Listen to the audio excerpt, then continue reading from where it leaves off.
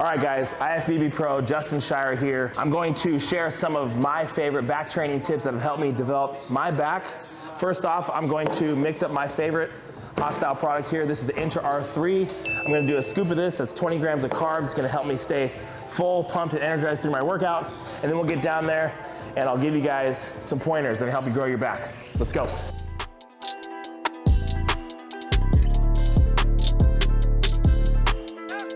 All right guys, the first thing I want to talk about is the lat pull down. So this is going to be your traditional lat pull down bar. Most people do it wrong and they're not training their lats. So I'm going to show you guys a few different ways that we can use this specific bar for different portions of the back. Elbow path is going to dictate everything with back training. So if we're going to be training the lats, you want to drop the elbows down right into the hips, into the midline of the body, and squeeze the lats. So you see my elbows are tucked into the side. But that's not what you see most people doing. What you see most people doing is leaning back and driving the elbows behind you, right into the teres. So, well, that's not necessarily wrong. There's multiple ways to do this. So that's why I want to discuss this first. This is acceptable, and so is this, but they're two different things. So this is a lat pull down, where this with just a slightly pitched back body positioning is going to be an upper back teres dominant pull down. As you guys can see, when I'm doing these, I have a taller chest position, a slight thoracic extension, a little arch in the spine, and I'm pulling all the way down to the chest, and I am getting a full stretch, and I am loading the teres in the stretch position. But when I'm training the lats, you'll see I have a neutral spine and I'm tucked and I'm squeezing the lats. But I'm not going all the way up because I'm keeping the tension in the lats opposed to going into the teres. Because right now there's no tension on my lats.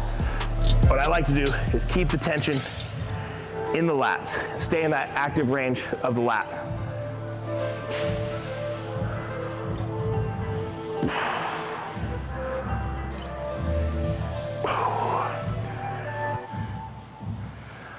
So this handle right here, I much prefer for a lat bias pull down. I think it's just a more efficient way to target the lats. That neutral hand positioning, and I'm able to drive the elbow down really close to the body and just dig the elbows into the lats. So I want to keep my rib cage tucked down and really drive the elbows into the hips. And again, not coming out of the range of motion of the lat and into the teres. I'm not disengaging the lats. I'm keeping the lat engaged.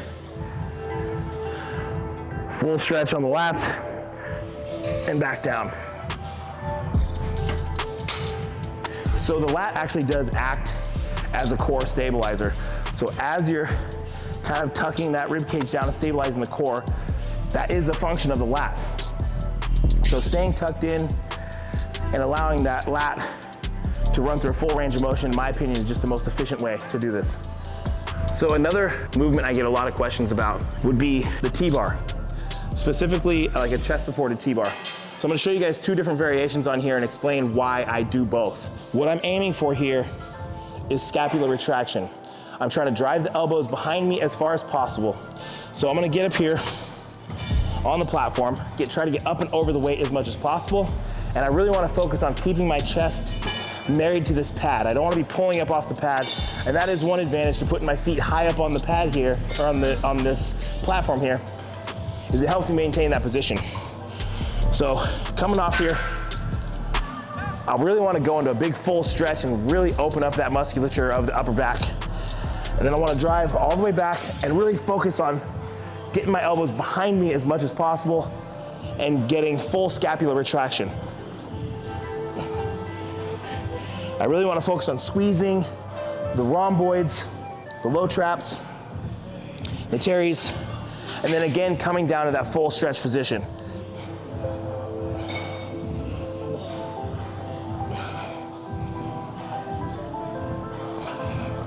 So another variation of this movement would be the close grip. So when I'm going to do this close grip, I'm going to be trying to target the lats. Again, that neutral hand position allows the arm to stay tucked into the side, elbows close to the body. And when I'm doing this, I'm not focused on driving the elbows behind me. Rather, what I'm trying to do is bring them to about the midline of the rib cage, just like on the pull down. And you notice I'm holding a little lower on the handles to where I'm not using biceps. While doing this, I'm able to draw just with the elbows. Shorten, stretch, stretch, squeeze.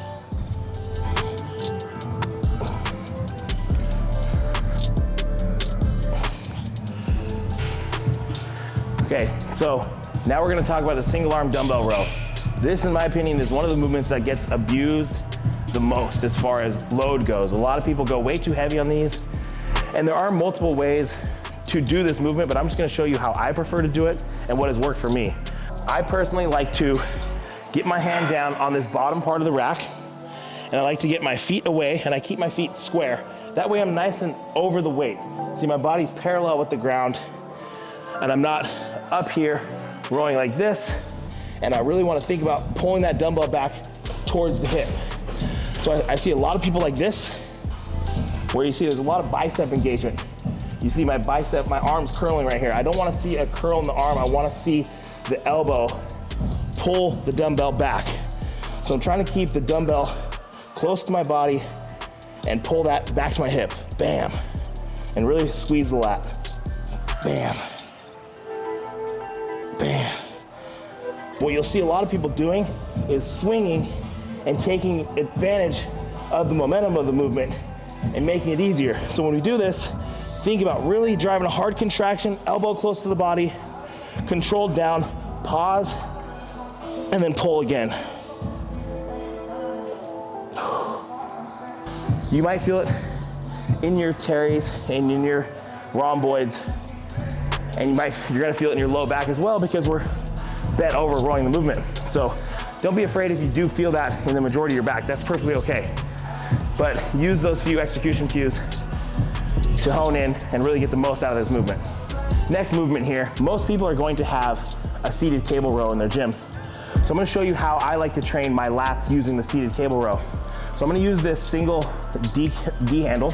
Initially, what I like to do, I like to sit over on the seat, put my foot on the opposing side to what arm I'm using.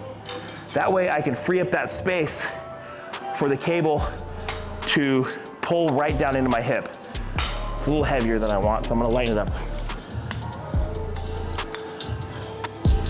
So again, elbow alignment and cable alignment, all that matters and dictates what part of your back you use. So if I were sitting here and I was pulling like this, I'm gonna be pulling into my upper back and using my rhomboids. You can see I'm kind of shrugged up into my traps, but I wanna keep this in the lats. So what I'm gonna do is I'm gonna focus on depressing the shoulder blade, so lowering that shoulder and dropping this elbow into the hip. Pulling right here, again, to about the midline of the body, maybe just past the rib cage.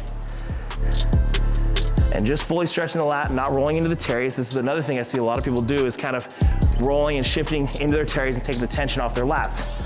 So I want to draw down with the elbow, shoulder down, elbow to the hip, squeeze the lat, control, and just stretch the lat, don't go into the teres.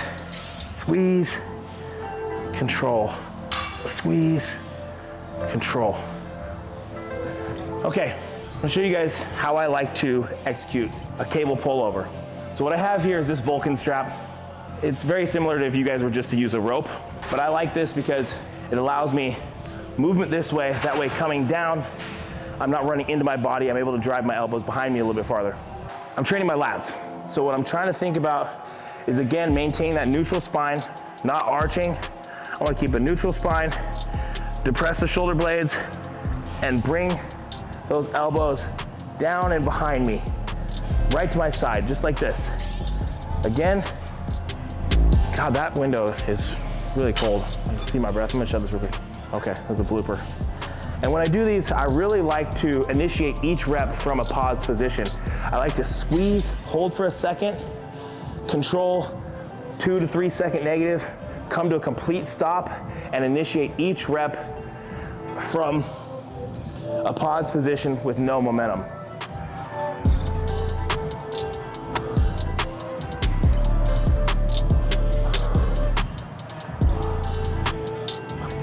right, guys, so that's some quick training tips for back.